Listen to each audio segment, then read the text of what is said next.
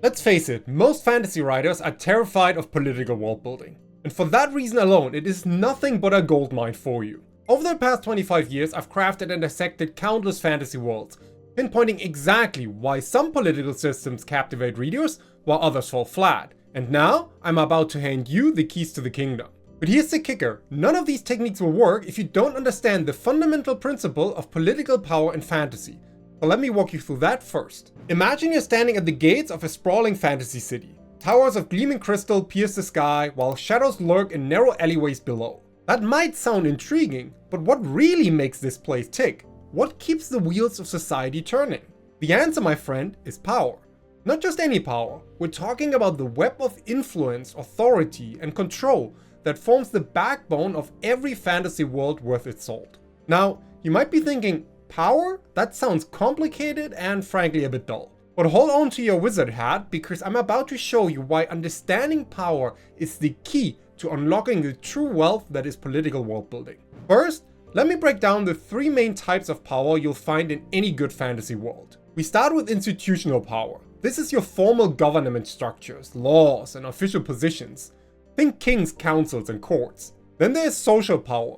These are informal networks of influence. Noble houses, religious orders, and even criminal syndicates fall into this category. And lastly, we have personal power based on individual abilities or resources that grant influence. This could be magical prowess, wealth, or even charisma. Now here's where it gets juicy. The most compelling fantasy worlds don't just rely on one type of power. They mix and match, creating a delicious cocktail of political intrigue. Let me show you how this works with a little story I've cooked up for this video. Welcome to the city-state of Lumina, a place where magic and technology intertwine in ways that would make even the most jaded reader's jaw drop. On the surface, Lumina is ruled by the Radiant Council, a group of elected officials who claim to represent the will of the people. That's your institutional power right there. But dig a little deeper and you'll find the Shadowmancers Guild, a secretive organization of magic users who manipulate events from behind the scenes. There's your social power. And at the heart of it all, a brilliant inventor named Nimora, whose revolutionary Lumina cores power the entire city. Her personal power shapes Lumina's destiny in ways even she doesn't fully understand. Can you already see how these layers of power interplay? The Radiant Council passes laws, but the Shadowmancers Guild finds ways to bend them. Nimora's inventions keep the city running, but both the council and the guild vie for her favor. This is the secret sauce of political world building. It's not about creating a single monolithic power structure. It's about weaving together different types of power to create a living, breathing political ecosystem. Now that we've laid the groundwork with our understanding of power, it's time to dive into the nitty-gritty of political structures. But don't worry, I promise this won't be as dry as your high school civics class. Think of political structures as the skeleton of your fantasy world. Just like how bones give your body shape and support, these structures provide the framework for your entire political system. And trust me, getting this right can make the difference between a world that feels flimsy and one that readers can't help but get lost in. Let me start with the basics. In the real world, we've got monarchies, oligarchies, democracies, and more. But in fantasy, the sky's the limit. Want a council of elemental spirits who govern the seasons? Go for it. How about a hive mind of psychic insects that controls an entire empire? Why not? The key is to take familiar concepts and give them a fantastical twist. Let's look at how this plays out in Lumina. Remember the Radiant Council I mentioned earlier? On the surface, it looks like a straightforward democracy. But here's the twist. Each council member is bound to a Lumina core, Nimora's magical power source. The more public support they have, the brighter their core glows and the more voting power they wield in the council. See what I did there? I took a familiar concept, democracy, and added a magical element that ties directly into the world's unique features. This not only makes the political system more interesting, but also integrates it seamlessly into the fabric of the world. Political structures stretch far beyond the official seats of power, weaving through every institution that keeps a society functioning. Take Lumina again, for example. While the Radiant Council sits at the helm, real power flows through a complex network of organizations, each pursuing their own agenda. The aforementioned Shadowmancers Guild operates in the city's shadows, pulling strings and shaping policy from behind the scenes. Meanwhile, religious groups like the Order of the Eternal Flame bring their own dynamic to the mix. These pyromancers see fire as the purest energy source, and view Nemora's Lumina cores as a perversion of natural law. And then there's the economic powerhouse, the Merchants Consortium. They've turned their trade profits into political influence by funding cutting-edge research into Lumina technology. This clever move has earned them considerable leverage over both the Council and Nemora herself. It's these interactions, these points of friction and cooperation that breathe life into your political landscape. They create opportunities for conflict, for intrigue, for all the juicy drama that keeps readers turning pages. But wait, there is more. We can't talk about political systems without touching on ideologies. In the real world, we've got capitalism, socialism, anarchism, and a whole spectrum of beliefs. But in your fantasy world, these ideologies can be shaped by the unique elements of your setting. In Lumina, for example, there's a growing movement called Luminism that believes everyone should have equal access to Lumina cores. They clash with the Shadowists, who think that only those with magical abilities should be allowed to tap into such power. These ideologies aren't just window dressing. They drive character motivations, spark conflicts, and shape the direction of the entire story. But lastly, let me show you perhaps the most crucial element that ties all of this together: resources. In Lumina, everything orbits around the Lumina cores. But it's not just about the cores themselves, it's about what they represent: power, progress, possibility. Think about it, the Merchants Consortium doesn't just want Lumina cores, they want to control the research that creates better ones. Even the Order of the Eternal Flame's opposition isn't really about the cores, it's about maintaining that traditional hold on magical power. This is how resources really shape politics in fantasy worlds. When you're crafting your own world, don't just ask, what's the valuable resource? Ask, what does controlling this resource mean? A dragon's hoard of gold isn't just about wealth, it's about the prestige and influence that comes with it. A magical spring's waters aren't just about healing, they're about who gets to decide who lives or dies. In fantasy, as in real life, following the resource trail, whether it's gold, magic, or Lumina cores, will always lead you to the heart of power. Alright, now buckle up, because I'm about to flip your world building on its head. We've talked about the big structures, the movers and shakers at the top, but now we're going to dig into where the real magic happens, the grassroots. I call this the grassroots revolution, and it's the key to creating a political landscape that feels alive, dynamic, and utterly believable. Too many writers focus solely on the top, the kings, the councils, the grand machinations. But that's like trying to understand a forest by only looking at the tallest trees. Let's go back to Lumina for a moment. We know about the Radiant Council, the Shadowmancer's Guild, and Nemora with her Lumina cores. But what about the average Joe living in the city? Imagine a small neighborhood in the outer rings of Lumina. Here, far from the gleaming towers of the city center, the light from the Lumina cores barely reaches. The locals, many of them believing in the ideals of Luminism, have formed a community group called the Dim Quarter Coalition. They lobby for better distribution of Lumina energy, organize protests, and even run their own small-scale energy projects. This, my friend, is grassroots politics in action. It's the everyday people coming together to address the issues that directly affect their lives. And it's this level of detail that can transform your world from a cardboard cutout to a living, breathing entity. I mean, think about it. In real life, politics isn't just about what happens in the halls of power. It's about local community organizations, neighborhood councils, unions, and grassroots movements. And here's where the magic really happens. These grassroots elements don't exist in isolation either. They interact with, influence, and are influenced by the higher levels of power. Let's say, for example, the Radiant Council, under pressure from the Merchants Consortium, passes a law restricting personal use of Lumina cores. Seems like an easy top-down decision, right? But then the Dim Quarter Coalition organizes a massive protest, gaining support from other neighborhoods. Suddenly you've got a grassroots movement that's shaking the foundations of Lumina's political system, pushing back against what seemed like an easy move. This interplay between top-down and bottom-up politics is where you find some of the most interesting story possibilities. So next time you're world building, don't just think about the thrones and councils. Think about the taverns where revolutionary ideas are born, the marketplaces where rumors and discontent spread, the small organizations fighting for change. That's where the heart of your political world truly lies. Moving on, let me zoom in from the broad strokes of political systems to the individuals who make those systems tick. I'm about to introduce you to a tool that'll revolutionize the way you create political characters, the Political Motivation Matrix. Picture this, a grid with 4 quadrants, each representing a different aspect of a character's political motivations. It sounds bare-boned, But trust me, it doesn't have to be more complex. Because this isn't just another character sheet, it's a deep dive into what makes your political players tick. Here are the 4 components of the political motivation matrix. First, we have personal ambitions. What does the character want for themselves? Power, wealth, recognition? Then there are ideological beliefs. What does the character believe in? What's their vision for society? Next comes external pressures. What forces outside their control are influencing their actions? And finally, we look at hidden agendas.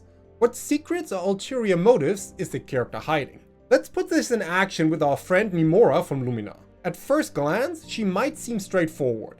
A brilliant inventor who created the Lumina cores. But let's run her through the matrix. In regards to personal ambitions, Nemora wants recognition for her inventions and the freedom to continue her research without interference. When it comes to ideological beliefs, she believes that technology and magic can coexist harmoniously and that progress should benefit everyone, not just the elite. In terms of external pressures, the Radiant Council and Merchants Consortium are constantly pressuring her to produce more Lumina cores, while the Order of the Eternal Flame sees her work as heretical. And what about hidden agendas? Well, unbeknownst to others, Nemora is working on a new type of core that could democratize access to Lumina energy, and development that would upend Lumina's entire power structure. See how this adds layers to Nemora's character?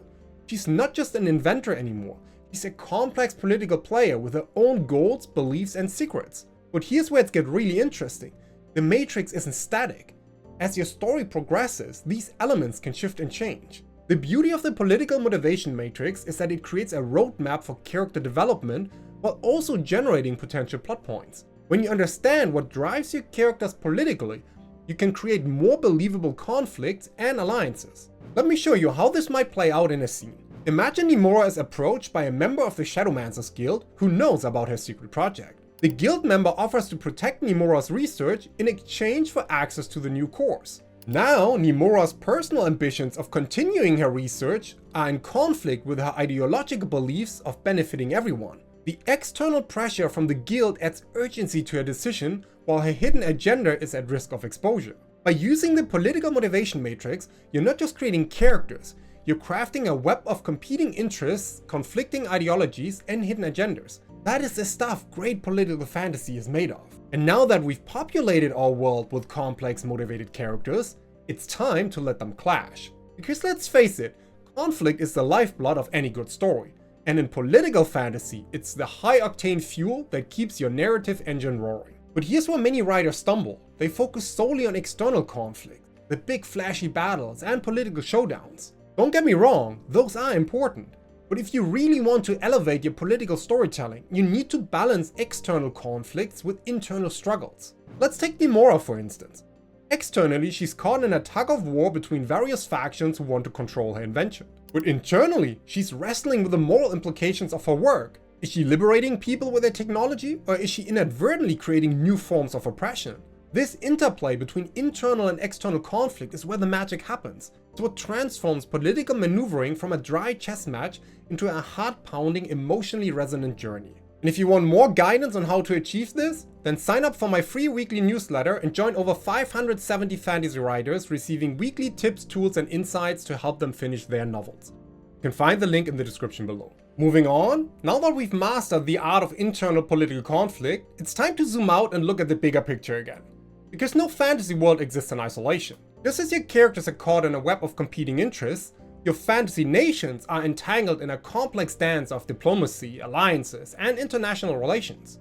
So let me expand our view of Lumina. Up until now, we focused on the city-state itself, but Lumina is just one player on a larger stage. To the north, we have the Frostforge Confederacy, a loose alliance of city-states where magic is bound to metalcraft. To the east, the Sylvan Concordat, an elven nation where nature magic reigns supreme. And to the south, across the treacherous sea lies the Sundered Empire, a once great nation now fractured into squabbling magical dynasties. The key to creating believable international dynamics is to understand that nations, like people, have their own goals, fears, and quirks. The Frostforge Confederacy might view Lumina's Lumina core technology as a threat to their metalcraft-based economy. The Sylvan Concordat could be concerned about the environmental impact of large-scale Lumina core production. And the Sundered Empire? They might see Lumina's rising power as an opportunity to reclaim their former glory through a strategic alliance. Which brings us to the types of alliances and the impact on political storytelling. In the real world, we have military alliances, economic unions, and diplomatic pacts. But in your fantasy world, the possibilities are limited only by your imagination. Consider these potential alliances for Lumina. A magical research partnership with the Frostforged Confederacy, combining Lumina core technology with advanced metalcraft. A non-aggression pact with the Sylvan Concordat, with Lumina promising to develop more eco-friendly energy solutions. A secret deal with one faction of the Sundered Empire, providing them with Lumina cores in exchange for ancient magical knowledge. Each of these alliances opens up new avenues for storytelling. The research partnership could lead to groundbreaking discoveries or dangerous magical accidents. The pact with the Sylvan Concordat might spark internal conflict in Lumina between industrialists and conservationists. And the secret deal?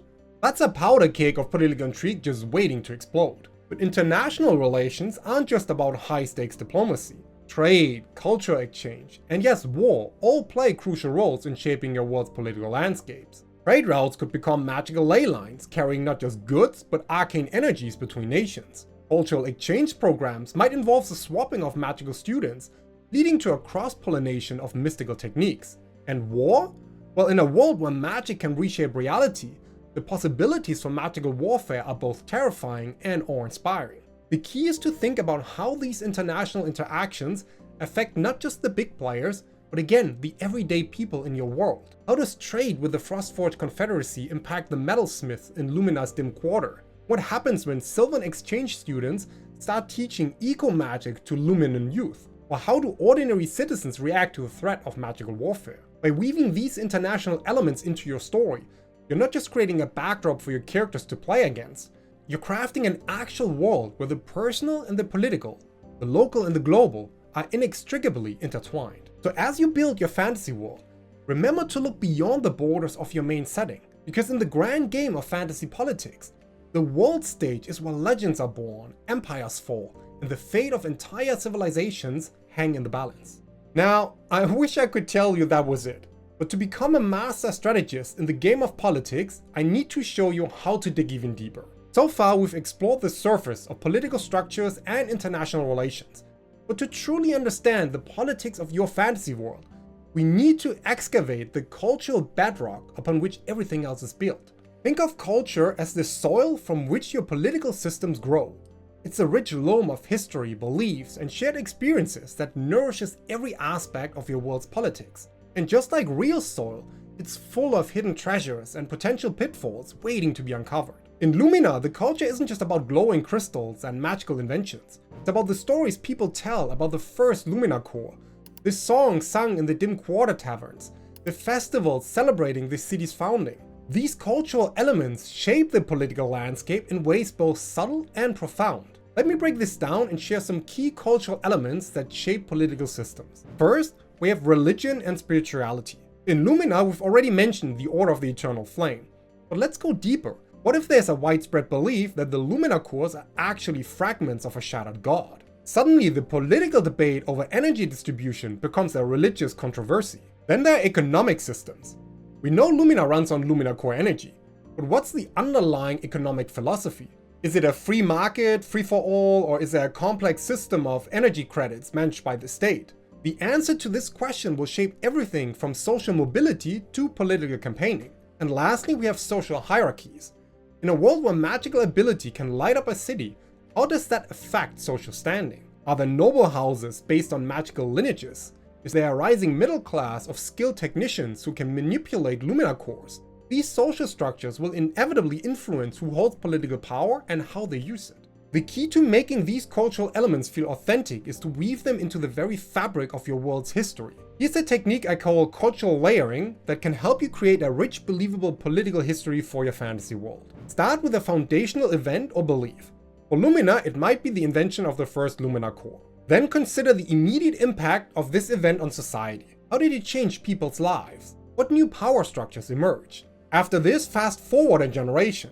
How have things evolved? What new cultural practices or beliefs have sprung up around the original event? Repeat this process, layering on new events, beliefs, and practices over time. Let me show you how this might play out for Lumina. In the year 0, 25 years ago, Nimora invents the first Lumina core, revolutionizing magical energy technology. In year 2, Rapid adoption of Lumina cores leads to a magical industrial revolution in Lumina. The Radiant Council is formed to oversee core production and distribution. In year 5, as Lumina tech spreads, a class of skilled core crafter artisans emerges. They begin to challenge the Council's monopoly on core production. In year 10, the Great Flux occurs, a mysterious magical surge that temporarily supercharges all cores, causing widespread chaos. This leads to the formation of the Shadowmancers Guild, dedicated to understanding and controlling magical energy fluctuations. And then we have year 25, the present day. Lumina is a thriving city-state powered by Nemora's invention, but tensions simmer between various factions, all rooted in the rapid changes of the past quarter century. See how each layer builds upon the last, creating a rich tapestry of cultural and political history? This isn't just backstory, it's the living history that informs every political decision, every power struggle, every ideological debate in your world. And here's the beauty of it all. Once you've created this layered history, you can use it to adapt to every aspect of your story. That ambitious young politician campaigning for a seat in the Radiant Council? She was born the year Nemora invented the Lumina core and represents a generation that's never known a world without this technology. The grizzled technician working in the Dim Quarter? He remembers the chaos of the early adoption years and the friends he lost in core meltdowns before safety regulations were implemented. The goal here is to create a world where politics isn't just about who sits on the Radiant Council or who controls Lumina core production. It's about the clash between those racing to embrace a technology-driven future and those struggling to adapt to rapid change. It's about the weight of transformative but recent history and the ever-evolving cultural landscape that shapes every character's worldview. Consider how different groups might view the changes. We have early adopters who've built fortunes and influence on Lumina technology. Then we have those displaced by the new economy, fighting to find their place. There's also Nemora herself grappling with the unforeseen consequences of her invention.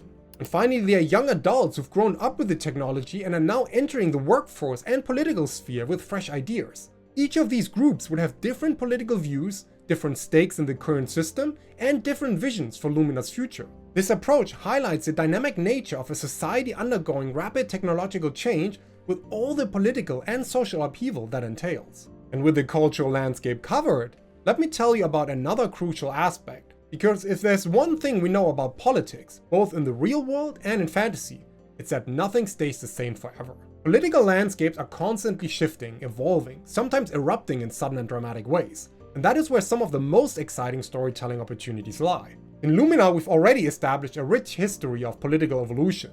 But the story doesn't stop in the present. As a writer, you have the power and the responsibility to show how your political landscapes continues to change throughout your narrative. Let's explore some techniques for showing political change over time. First, we have the slow burn. This is gradual change, often unnoticed until it reaches a tipping point. In Lumina, this could be the slow rise of anti-council sentiment in the Dim Quarter, building over years until it suddenly boils over into open protest. Then there's the sudden shock. Sometimes change comes in a flash. Imagine if a foreign alchemist discovered a way to temporarily nullify the effects of Lumina cores within a small radius. In the space of a day, as news of this invention spreads, power dynamics in Lumina could be completely upended. And then there's the domino effect. One change leads to another, then another, in a cascade of cause and effect. Perhaps a trade dispute with the Frostforged Confederacy leads to a shortage of crucial core crafting materials, which sparks innovation in alternative magical techniques, which in turn threatens the Radiant Council's monopoly on power. All these different options of change bring us to some of the big political shifts that can drive your story forward. Revolutions, coups, and power transitions. Revolutions are the stuff of epic fantasy.